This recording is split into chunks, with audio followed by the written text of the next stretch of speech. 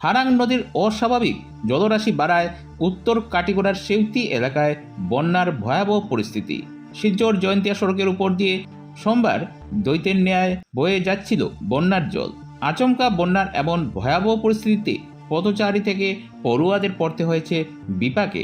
সড়ক দিয়ে পারাপার হতে গিয়ে বিপাকে পড়তে হয় পড়ুয়া সহ পথচারীদের। উদ্ধার কাজে সচেষ্ট ছিলেন বাবুরবাজার এলাকার লোকেরা।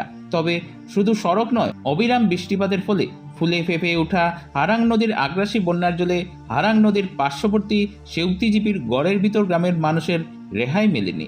আচমকা আসা নদীর জোয়ারে মানুষের ঘরবাড়ি ডুবে যাওয়ার পাশাপাশি সম্পত্তি বন্যার জলে ভাসিয়ে নিয়ে যায়। প্রবীণ লোকদের কথায় হারাং নদীর এমন ভয়াবহ রূপ এই এলাকার মানুষ আগে এমন দেখেননি। কেউ কেউ বলেন 2022 সালেও সেউতি এলাকায় যা ঘটেনি, সোমবার তার থেকেও বন্যার ভয়াবহ দৃশ্যের সাক্ষী হলেন সেউতি বাবুরবাজার গড়ের ভিতর এলাকার মানুষ। অনেকেই এই বন্যাকে 2004 সালের ভয়াবহ বন্যার সাথে তুলনাও করেন। দেখুন এক রিপোর্ট।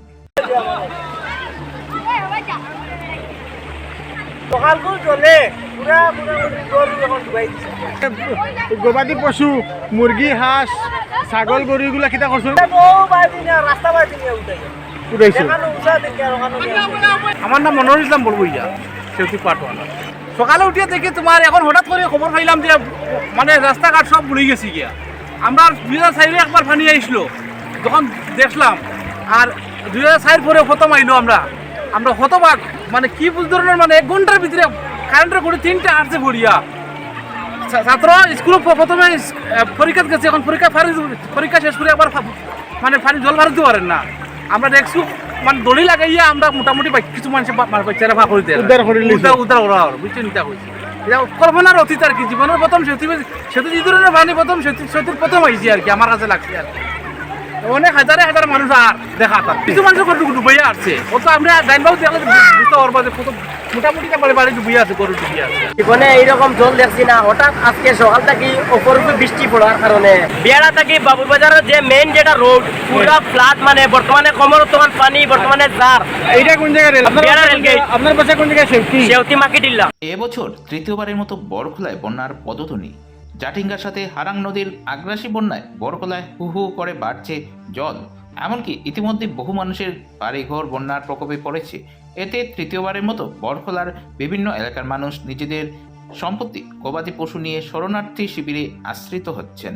অবিরাম বৃষ্টিপাতের ফলে জাটিঙ্গা ও হারাং নদীর আগ্রাসী বন্যায় বলতে গেলে টানা তৃতীয়বারের মতো বন্যার প্রকোপে পড়ে বন্যার হ্যাট্রিক মোকাবিলায় পড়েছেন মানুষ।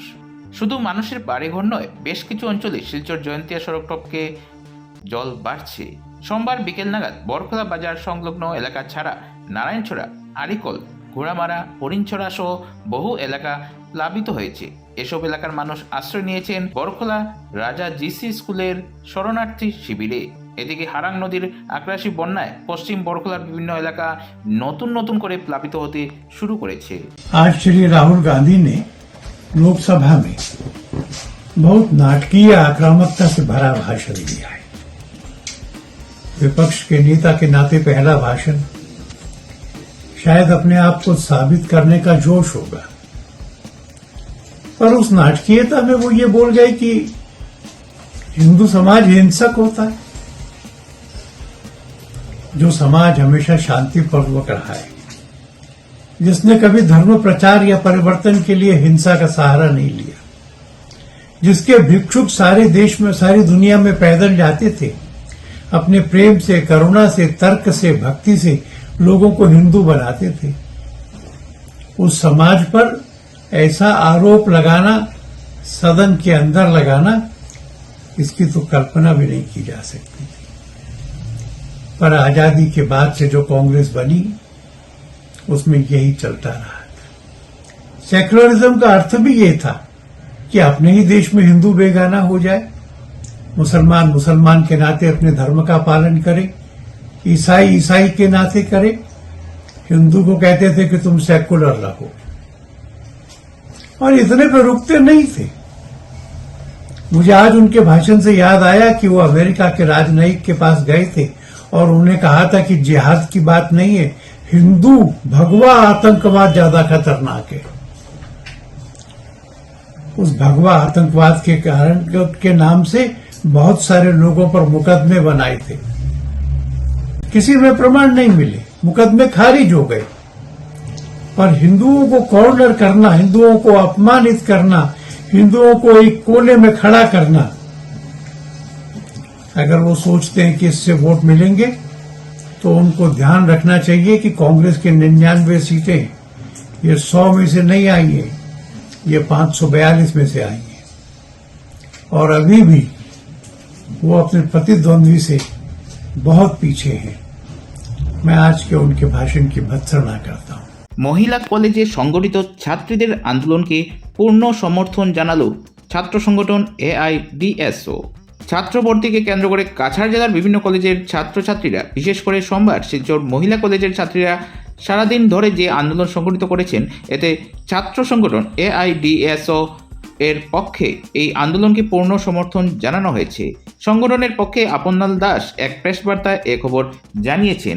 ছাত্র সংগঠন এআইডিএসওর পক্ষ থেকে এই যে ছাত্র ভর্তিকে নিয়ে যে সমস্যা দাঁড়িয়েছে পুরো জেলায় এবং বিশেষ করে আজ মহিলা কলেজে সকাল থেকে ছাত্ররা ভর্তি সমস্যা নিয়ে যে আন্দোলন করছে এবং সর্বশেষে ছাত্রদেরকে বিন্দুমাত্র সঠিক কোনো আশ্বাস না দিয়ে ফিরিয়ে দেওয়া হয়েছে।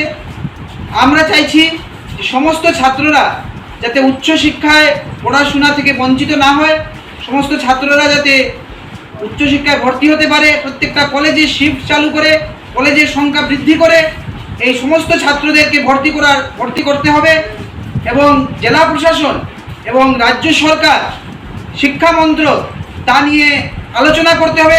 প্রয়োজন হলে ছাত্র, শিক্ষক, অভিভাবকদের নিয়ে মিটিং করতে হবে, ছাত্র সংগঠনদেরকে ডাকতে হবে এবং যাতে এই সমস্যার সমাধান অতি সত্বর হয়।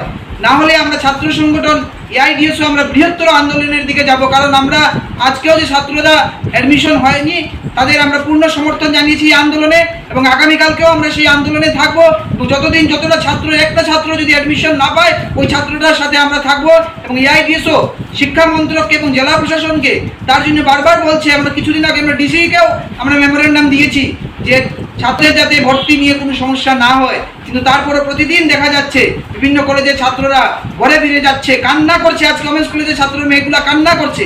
এরকম একটা পরিস্থিতি, এই পরিস্থিতি নিয়ে সরকারের বিবেচনা করা এবং ভাবা উচিত এবং সমস্ত ছাত্ররা যাতে অ্যাডমিশন পায় এই কলেজগুলোতে তার দেখা দরকার এবং আমরা যদি না হয় তাহলে আমরা বৃহত্তর আন্দোলনের দিকে এগিয়ে যাব।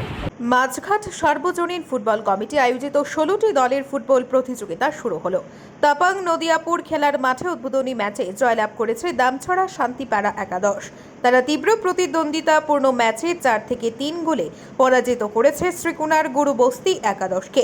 দিনের প্রবল বৃষ্টি সত্ত্বেও দুটি দল ভালো ফুটবল খেলে একসময় মনে হয়েছিল ম্যাচ ড্র থাকবে, ট্রাই বেকার পর্যন্ত যেতে পারে, তবে শেষ পর্যন্ত তা হয়নি। প্রথম দিনেই দর্শক সমাগম চোখে পড়ার মতো ছিল। এদিনে টুর্নামেন্টের উদ্বোধন করেছেন বিশিষ্ট সমাজসেবী অষ্টলাল চৌধুরী। তিনি নদিয়াপুর খেলার মাঠে আয়োজিত বাৎসরিক ফুটবল প্রতিযোগিতার প্রশংসা করেছে, কারণ এই অঞ্চলের ফুটবলের বিকাশে নদিয়াপুর খেলার মাঠের ফুটবল টুর্নামেন্ট গুরুত্বপূর্ণ ভূমিকা পালন করে থাকে। এই টুর্নামেন্টের শুভকামনা করে সব ধরনের সহযোগিতার আশ্বাস দিয়েছেন তিনি। এদিন অন্যান্যদের মধ্যে উপস্থিত ছিলেন তাপা ব্লকের ভিডিও ডক্টর জাহির উদ্দিন, বিজেপি তাপাং মন্ডল সভাপতি অরবিন্দ দত্ত, হীরেন্দ্র চন্দ্র দাস প্রমুখ। তাছাড়াও আয়োজক কমিটির সভাপতি শরদিন্দু দাস, সাধারণ সম্পাদক বিপ্লব দাস, হরিলাল দাস, হরেন্দ্র চন্দ্র দাস প্রমুখ উপস্থিত ছিলেন। কাটাখাল থেকে সুশীল কুমার সিনহার রিপোর্ট, আজকের বরাক। নমস্কার। প্রথমেই আমার এই যে ফুটবল খেলার টিম সবাইকে তৃতীয় অভিনন্দন।